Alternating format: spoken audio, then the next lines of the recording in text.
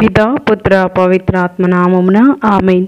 ప్రియ స్నేహితులారా, మీ అందరికీ దేవుని యొక్క ఆశీస్సులను తెలియజేస్తూ ఈనాడు తల్లి శ్రీ సభ పునీత బర్తలోమయి పండుగను కొనియాడుతూ ఉంది. ఆగస్టు 24వ తారీఖు 2024 సంవత్సరం శనివారం.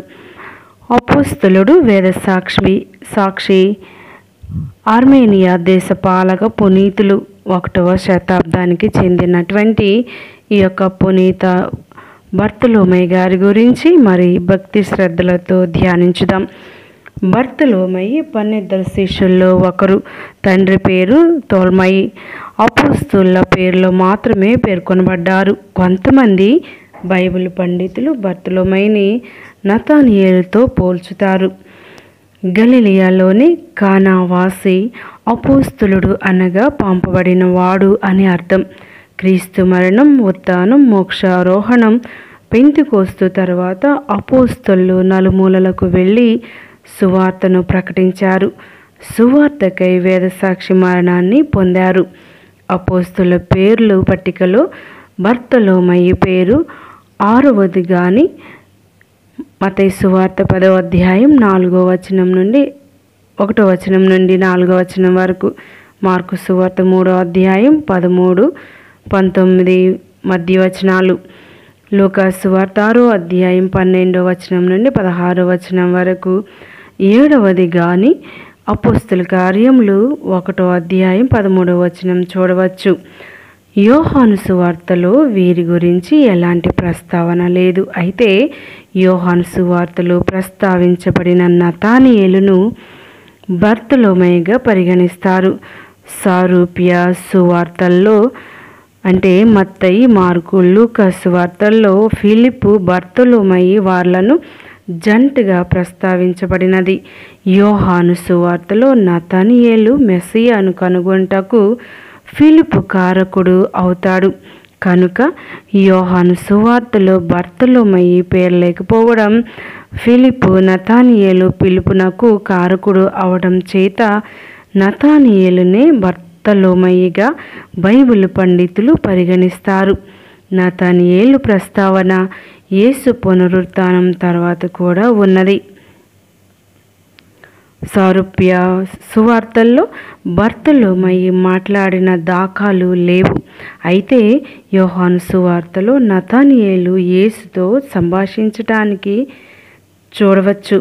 యేసు పేతురు, ఆంద్రెయ, ఫిలిప్పులను వెంట పెట్టుకొని గలిలయలోని కానాకు వెళ్ళెను.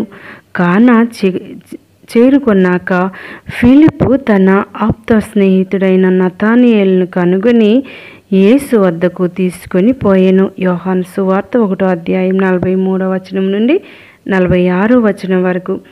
ఫిలిప్పు యేసుతో తన అనుభవాన్ని, తన పిలుపుని గూర్చి నతానియేలుతో పంచుకున్నప్పుడు తనకున్న సందేశములను నేరుగా యేసుతోనే నివృత్తి చేసుకోవాలని తలంచాడు. ఫిలిప్పు అలాగే వచ్చి చూడుము అని నతానియేలును ప్రోత్సహించాడు. నతానియేలు తన వద్దకు వచ్చుటను చూచి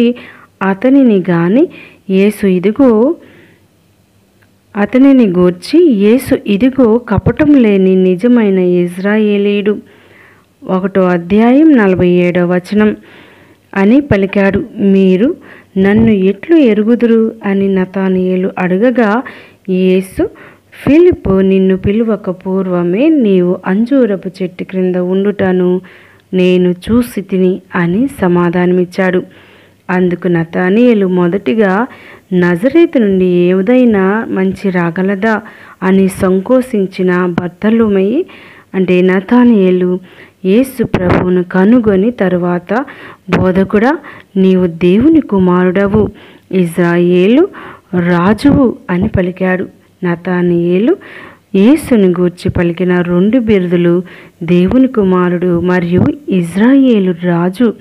యోహాను సువార్త 1వ అధ్యాయంలో యేసు గూర్చిన 7 బిరుదులు ఇక్కడ పరిపూర్ణమై సంపూర్ణతను సంతరించుకుంటాయి. యోహాను సువార్త 1వ అధ్యాయం 29వ వచనం, 30వ వచనం, 41, 45, 49, 51 వచనాలు. అందుకు నిన్ను అంజూరపు చెట్టు క్రింద చూసి తిని అని చెప్పినందున వలన నీవు నన్ను విశ్వసించుచున్నావా? ఇంతకంటే గొప్ప కార్యములను నీవు చూడగలవు అని యేసు చెప్పాడు. అటులనే పునరుత్థాన క్రీస్తు నతానియేలుకు తిబేరియా సరస్సు తీరమున దర్శనమిచ్చారు. బర్తలోమయి ఆర్మేనియా దేశమునకు వెళ్ళి సువార్త ప్రచారం చేసి అక్కడే శ్రమలను అనుభవించి వేద సాక్షి మరణాన్ని పొందారు. ఆర్మేనియా వెళుతూ మార్గమధ్యములో లికోనియా అంటే టర్కీలో బోధనలు చేశారు. అలాగే ముఖ్య నగరాలైన దెర్బే, లిస్రా, ఇకోనియాలలో కూడా క్రీస్తు శకం 46-48 మధ్యన యూదులకు అన్యులకు సువార్త ప్రచారం చేశారు.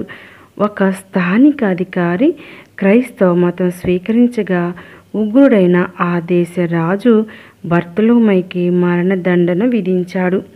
బ్రతికి ఉండగానే ఆయన చర్మమును ఒలిచి చిత్రహింసలకు గురి చేశారు. అలా హతసాక్షి మరణాన్ని పొందారు. వారు ధన్య మరణం పొందిన చోట ఒక గొప్ప దేవాలయం నిర్మించబడింది. 19వ శతాబ్దం వరకు విరాజిల్లినది. ఆ తరువాత అక్కడి క్రైస్తవులు వేదహింసలకు గురి అయినారు, మరణాన్ని పొందారు. వారు ధన్య మరణం పొందిన చోట ఒక గొప్ప దేవాలయం నిర్మించబడింది. 19వ శతాబ్దం వరకు విరాజిల్లినది. ఆ తరువాత అక్కడ క్రైస్తవులు వేదహింసలకు గురి అయినారు. రోమ్ నగర సమీపంలో తిబేర్ నదిలోని ఒక దివి మీద నిర్మించబడిన దేవాలయంలో గత 13వ శతాబ్దం నుండి బర్తలోమయి పవిత్ర అవశేషాలు భద్రపరిచారు. వీరిని శ్రీసభ ఆర్మేనియా దేశ పాలకుడిగా ప్రకటించడం జరిగింది. ప్రియా స్నేహితులారా, కళ్ళు మూసుకోండి, ప్రార్థన చేద్దాం. దయగలిగిన దేవ, కృప కలిగిన మా తండ్రి, అపోస్తుల సువార్త సేవలో మరి బర్తలోమయి గారిని ఎన్నుకొని మరి 12 మంది అపోస్తుల యొక్క స్థానాలను స్థిరపరిచి ఉన్నారు. మీకు వందనాలు, స్తుతులు, స్తోత్రాలు చెల్లించున్నాం నాయన. వారు బోధించిన వేద బోధనల ద్వారా మా యొక్క జీవితాలు ఫలభరితం చేయమని ఈ ప్రార్థన మనాథుడైన యేసుక్రీస్తునాథుని ద్వారా అడిగి వేడుకొంచున్నాము తండ్రి. ఆమేన్. పితా, పుత్ర, పవిత్ర ఆత్మ నామమున ఆమేన్.